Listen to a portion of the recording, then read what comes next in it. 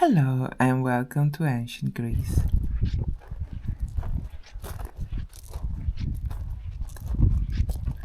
Let's have a walk about the Acropolis of Amphipolis. You can still see the remains of the defensive walls that protected it, and the foundations of four large basilicas dating back to 5th and 6th century BC, and a large water reservoir that served the town. These columns look like they've been imported. Been down the garden centre and bought them. Amphipolis has a long history, and digs around this area have unearthed artifacts going back to the Iron Age. However, Amphipolis is most famous for being the place from where Alexander the Great started his campaigns into Asia Minor, modern-day Turkey, the Persian Empire, modern-day Iran, and eventually went all the way to India. Okay.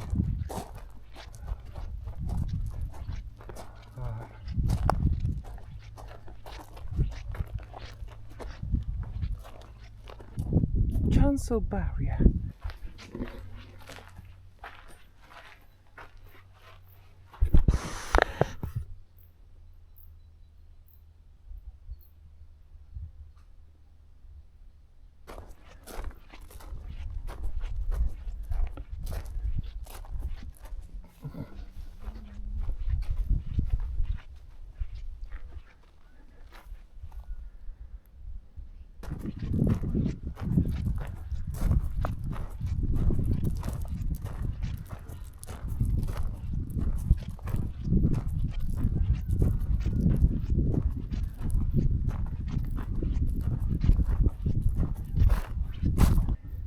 This is Basilica from the second half of the 5th century AD, early Byzantine church of the three-arched basilica type. You can see the corner there, it's part of the basilica, the back end, where the altars and everything would be. Even on a hazy day like today, the views are stunning. However, let's think like an ancient commander. From up here you can see the Strymon River and its delta all the way into the Aegean Sea. More importantly, you can see who is coming way before they get to you. And in ancient times, the Strymon River opened up into a lake where your fleet could shelter during bad weather, and where you could get your triremi and your army ready for the next campaign. Thanks to the fertile land and the sophisticated water management of ancient Greeks, the area could support a large population, as well as cater for an influx of thousands of soldiers during the time of Alexander. Water management was key to ancient Greece, not only for agriculture, but also for the development of cities. As you walk about the site, you may spot the odd bit of terracotta pipes. They were used to deliver water around the city. A large open-air cistern with a maximum depth of 270 meters. Its massive walls average width of 1.5 meter and floor consists of successive layers of stones and bricks, while strong hydraulic motor covers the surfaces.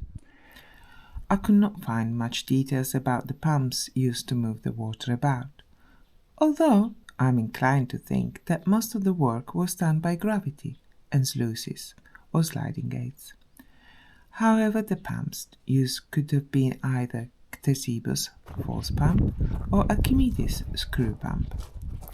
Let me know in the comments below if you know which pumps were used here. This is abandoned, you might as well use the stone. Alexander's campaigns took their toll, and Amphipolis suffered chronic depopulation, but it was still a busy city at the time the Romans took over. But as the power of the empire began to fade, Amphipolis became increasingly unable to defend herself and was repeatedly attacked by Slavic tribes. Eventually, it is believed that the city was abandoned in the 8th century.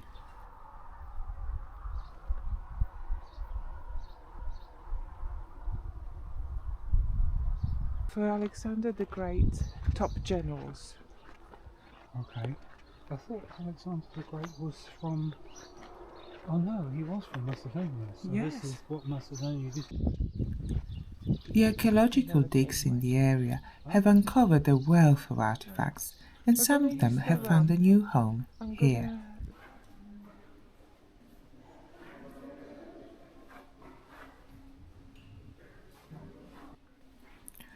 A fair amount of the artifacts were unearthed in the necropolis, so there are many examples of funerary art. Articlekitos, Corinthian exteriptron, bronze bow and fibula and pendant.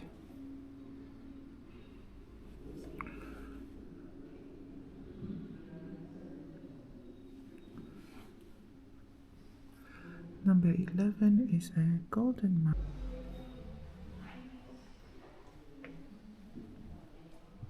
These are examples of funerary stele. They were used to mark the burial place. They were often colored and they were curved in the most fashionable style at the time of the burial, so they help us track changes in taste and art across time.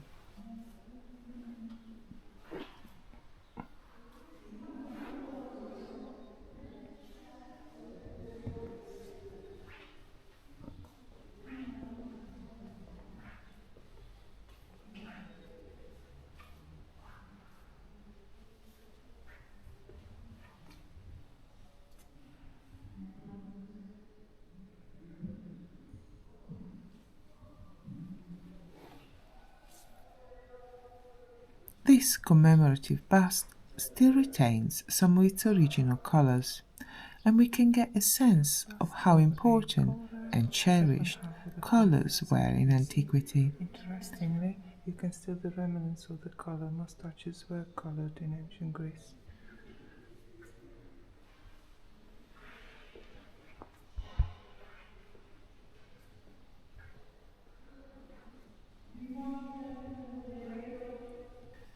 This collection of toys gives us a glimpse of what it was like to be a child, enjoying playing with your favorite toys, but after the age of 7, boys would be sent away to school and girls would begin their home training, and there would be much less time for playing. Vases and furniture. From the age of 7, boys went to the school where girls remained at home learning how to spin, weave and cook.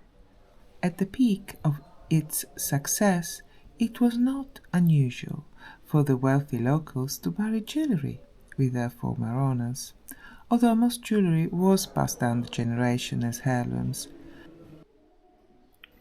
This is a lukitos. It often contains the olive oil specifically used to anoint the dead. As Alexander the Great's empire expanded into North Africa and the Near East, new and exotic goods began to arrive, and Greek artists were quick to incorporate these new influences in their work. And one of the results was an explosion in the market for fashionable gold jewellery. But from these samples on display, you can see that ancient Greeks loved their bling, like this gold wreath worn by men, often inlaid with pearls and dazzling gems or semi-precious stones. Women loved their earrings and gold diadems, but rings, bracelets and necklaces were very popular too. But to bling yourself up properly, you need a mirror, and in ancient Greece, mirrors were made of highly polished metal.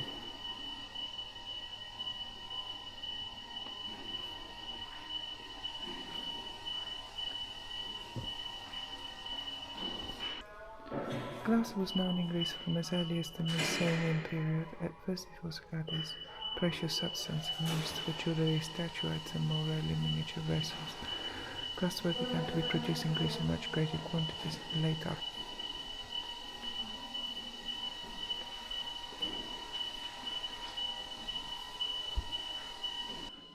This is a crater. They were used to mix and dilute the wine. The most common style of wine in ancient Greece was sweet and aromatic. Wine was almost always diluted, usually with water. The Greeks believed that only barbarians drank unmixed or undiluted wine. This is a koulex. It is a type of cup specifically used to drink wine at symposia. The inner basin is decorated, and at the bottom there is a figure or a scene inside what is called a tondo, so that as you drank, you got to see more and more of the picture, and the images were chosen to delight and amuse the drinker. The wealthy partied at home in rooms dedicated to holding the symposium, while the less well-off went to the Capelleion to drink and have a good time. There is one more stop on this little tour of ancient Amphipolis. One of Alexander's the Great top generals, Laomedon, was buried close to the river Strymonus, and the lion apparently marks the spot. And of course, as instructed by Google Photos, I did the silly pose in front of the lion. A 4th century BC funerary monument set up in honor of the Admiral Laomedon from Lesbos, a devoted companion of Alexander the Great. The monument was restored on a conventional pedestal at the site where it was found, near the old bridge.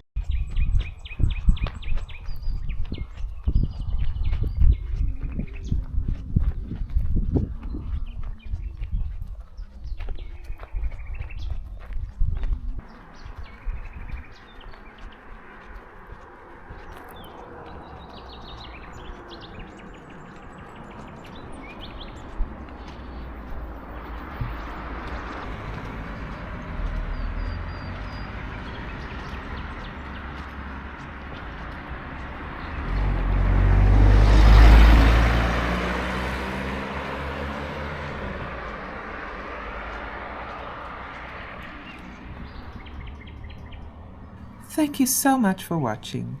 Please like and subscribe, that would be wonderful. Have a lovely day. Bye bye.